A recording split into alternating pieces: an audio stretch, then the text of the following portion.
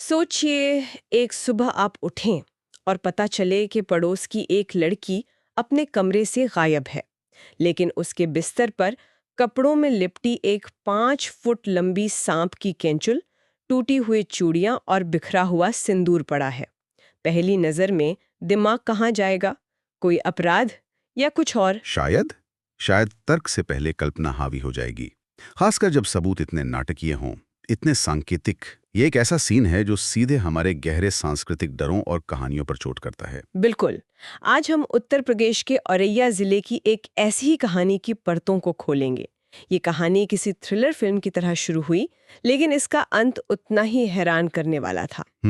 हमारे पास जो स्रोत है वो स्थानीय न्यूज़ रिपोर्ट्स हैं जिन्होंने इस घटना को शुरू से आखिर तक कवर किया।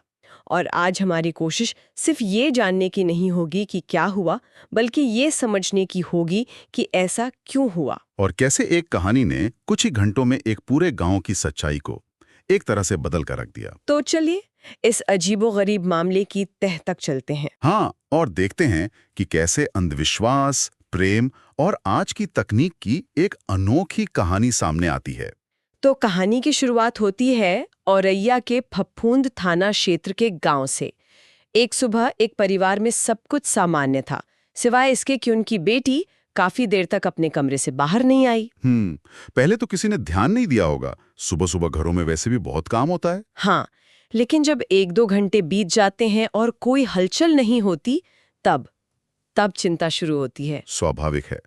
परिवार वालों ने दरवाजा खटखटाया होगा, आवाजें दी होंगी, लेकिन अंदर से कोई जवाब नहीं। और जब उन्होंने दरवाजा खोला तो अंदर का नजारा देखकर उनके होश उड़ गए। लड़की कमरे में थी ही नहीं, वो गायब थी। लेकिन यहाँ से कहानी एक सामान्य गुमशुदगी के मामले से बहुत अलग हो जाती है। हाँ, क्योंकि यहाँ मुद्दा ये नहीं था कि कमरे में क्या नहीं था, बल्कि ये था कि कमरे में क्या था। अच्छा।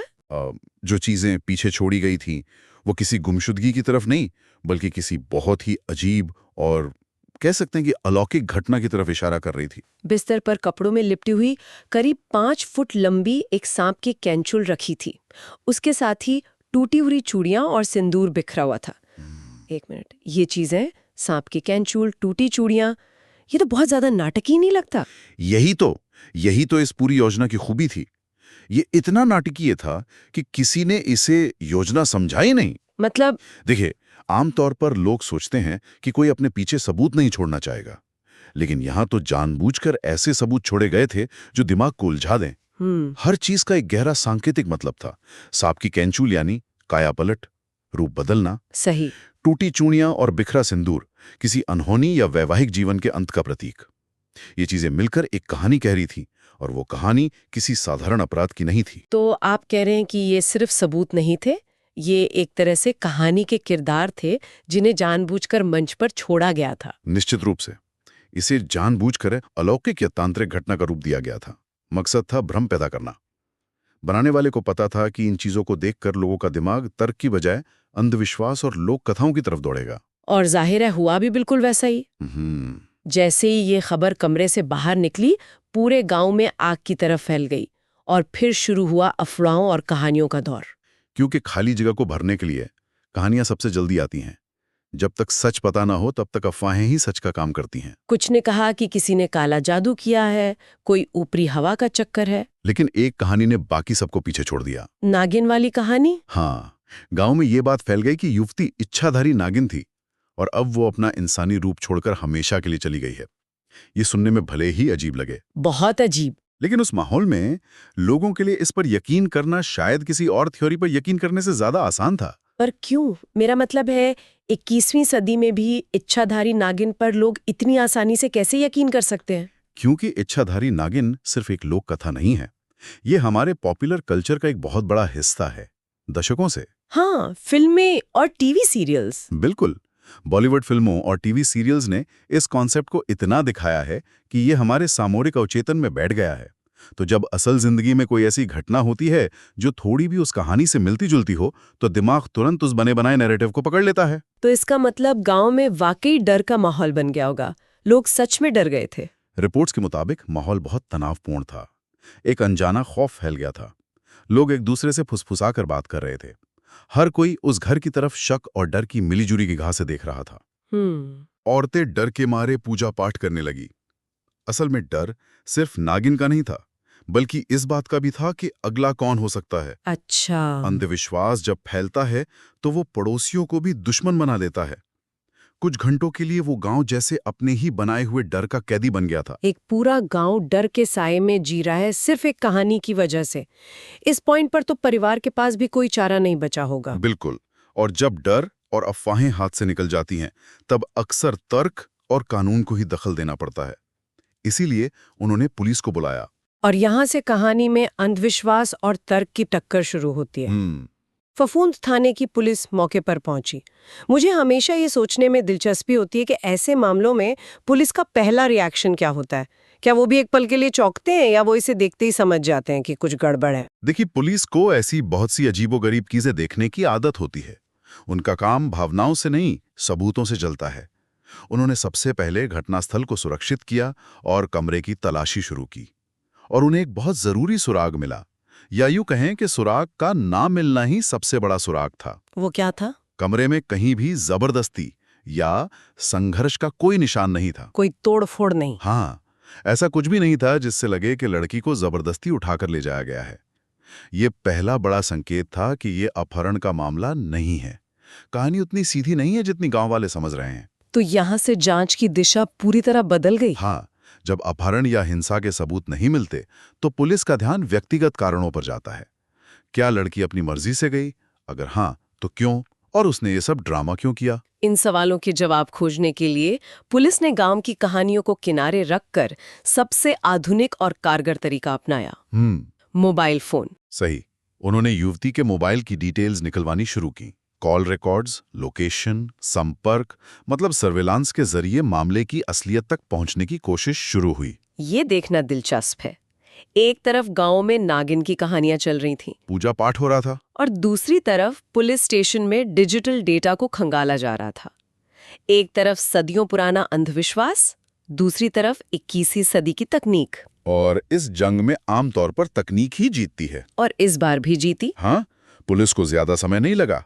कुछ ही घंटों की जांच के बाद उन्होंने पूरा मामला सुलझा लिया। एक तरफ गांव में नागिन की दहशत फैली हुई थी, दूसरी तरफ पुलिस स्टेशन में डेटा से एक बिल्कुल अलग कहानी सामने आ रही थी। तो आखिर उस डिजिटल दुनिया से क्या निकला? कुछ भी अलौकिक नहीं, बल्कि एक बहुत ही मानवीय, बहुत ही जानी पहचानी कहानी, एक प्रेम कहानी। प्रेम कहानी?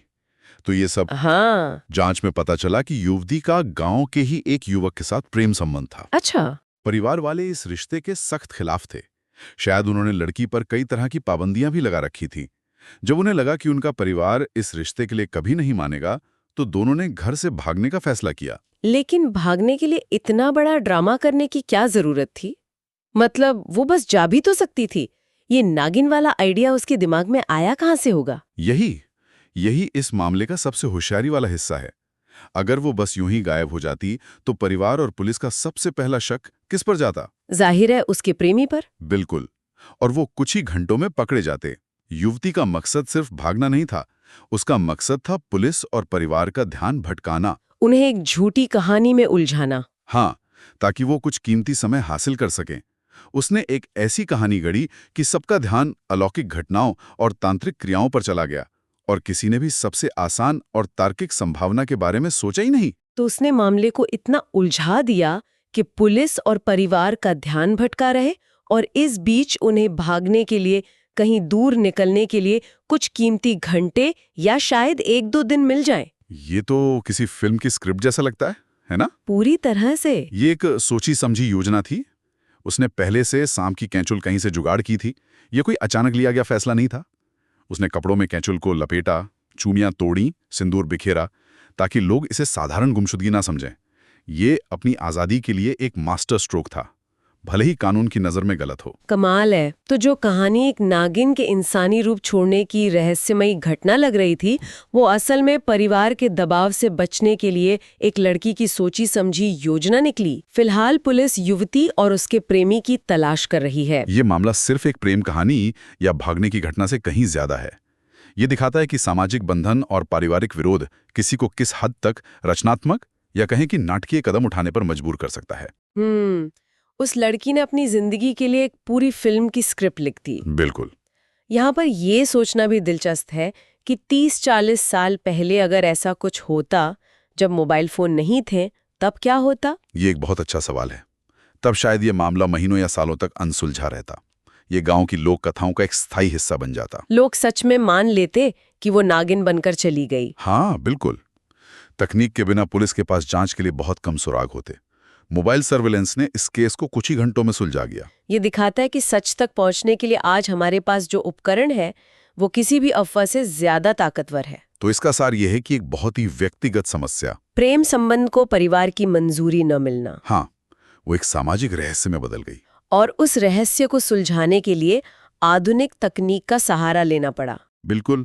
और ये भी सोचने वाली बात है कि उस युवती को ऐसा क्यों लगा कि एक अलौकिक कहानी पर लोग ज्यादा जल्दी यकीन कर लेंगे, बजाय इसके कि वो अपनी पसंद से किसी के साथ रहना चाहती है। शायद ये हमारे समाज की प्राथमिकताओं पर भी एक टिप्पणी है, जहां हम प्रेम से ज्यादा अंधविश्वास को जगह देने के लिए तैयार रहते हैं। तो क्या आप कह रहे हैं कि ये नागिन वाली कहानी और किसी व्हाट्सएप ग्रुप में फैलने वाली बच्चा चोर की अफवाह, दोनों के पीछे का मनोविज्ञान एक ही है? काफी हद तक, हाँ। दोनों ही मामलों में एक कहानी हमारे सबसे गहरे डर का फायदा उठाती है। बच्चों की सुरक्षा का डर या अनजानी शक्तियों का डर? सही। और दोनों ही मामलों में कहानी को सच साबित करने के लिए ठोस सबूतों की जरूरत नहीं होती, बस एक भावनात्मक ट्रिगर काफी होता है। और दोनों ही बहुत तेजी से फैलते हैं, क्योंकि लोग उसे शेयर करने से पहले उसकी सच्चाई की जांच ही नहीं करते। तंत्र वही रहता है, बस कहानियां और माध्यम बदल जाते हैं।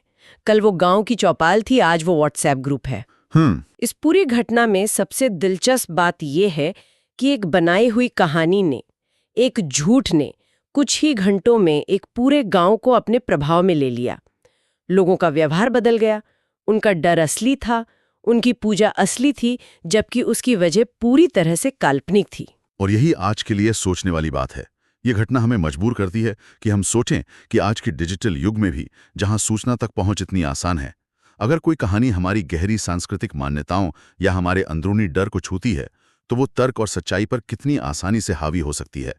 यह हमें याद दिलाता है कि सबसे बड़ी लड़ाई जानकारी की कमी की नहीं, बल्कि उस जानकारी को परखने और उस पर सवाल उठाने की है।